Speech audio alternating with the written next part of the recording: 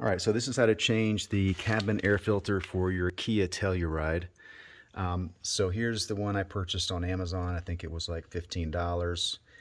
If you have the dealership do it, they'll probably charge you anywhere from 60 to 80 bucks to do this. And it's literally a 5-minute job. So do yourself a favor and change this.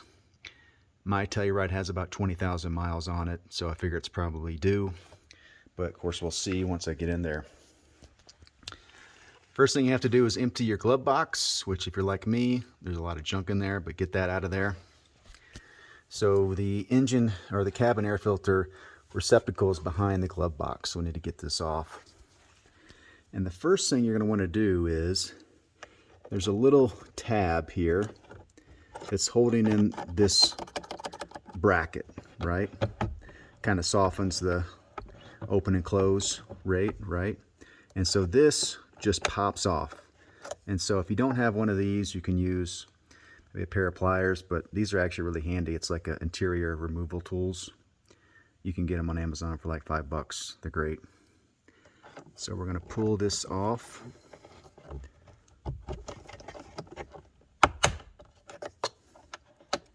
And there's a little piece there. And so now you can see, you can just lift this right off. So now it's separated, okay? Now we need to remove this and this one. And you should be able to just twist these like that. So it looks like counterclockwise, like that.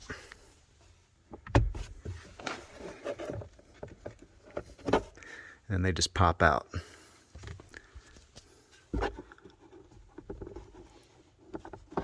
Just like so. And your glove box comes down. And there's the receptacle.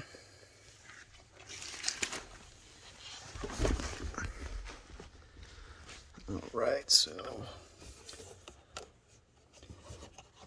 hopefully I can do this with just one hand. Looks like I can. Okay, and then on this, pay attention to the airflow. Airflow is down, and so we need to know that when we install the new one. So I'm just going to pull it right out. And it's pretty dirty. I've seen worse, but maybe you can't see on camera, but there's definitely some black-ish areas. Definitely some debris. So definitely some debris in there. So it was time to change it. And again, for reference, that was 20,000 miles, but I also live in a very dry climate, so that might have bearing on it. All right, for the new one, remember the airflow was down, so we're going to use the arrow indicator and make sure we install it. They've provided this nice little grab tab here, I guess, to install and remove, so that was nice. So I'm just going to stick it in there.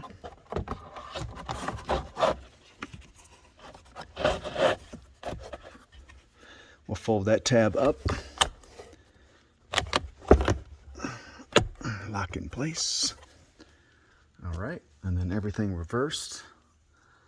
So since I'm doing this one-handed, I'm going to have this in my hand when I raise this up.